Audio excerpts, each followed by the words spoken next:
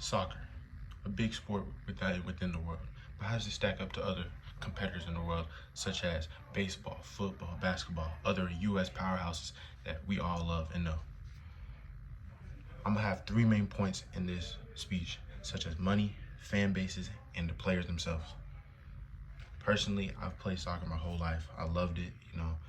I grew up playing it since I was 3 years old. I'm now 17, still playing it. This is also gonna be my last year of youth soccer, so it's kind of bittersweet, but I love doing it, and I hope I can see myself doing it in the future.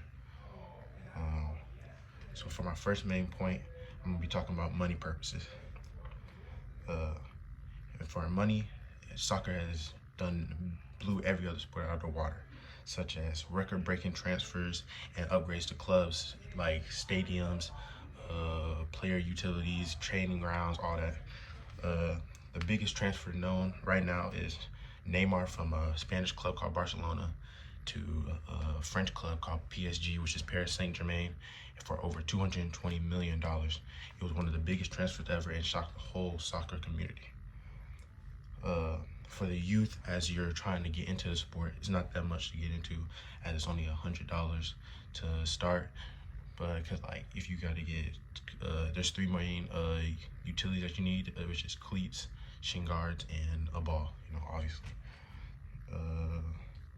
A study done by the Morning Consult is that soccer is the sport of the future for America. So that's also a good thing to see, as we're gonna be up next. Main point number 2 is fan bases. As in the European scene, they are very intense and big.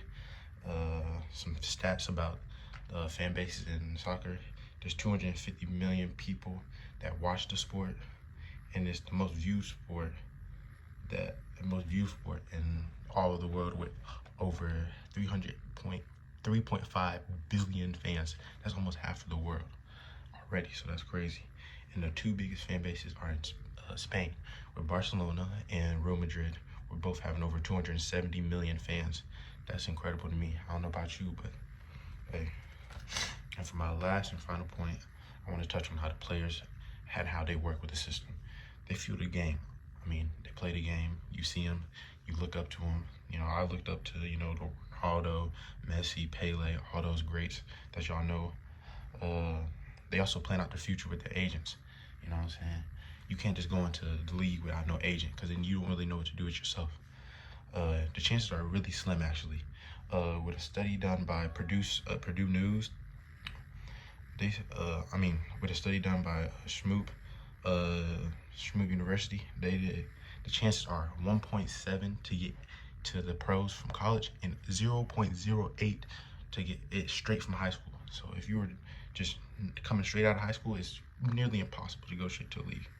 And injuries are a concern, but they're way more less than football, basketball, all those other high intensity sports.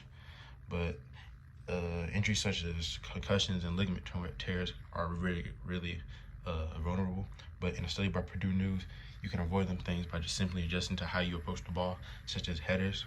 Like if you hit the ball a different way, then it will you would not get a concussion or contract a head injury.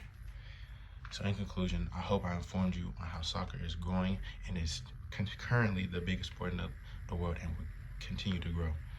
It's always been a part of my life. I feel strongly about this, and I hope I informed you today, and have a blessed day.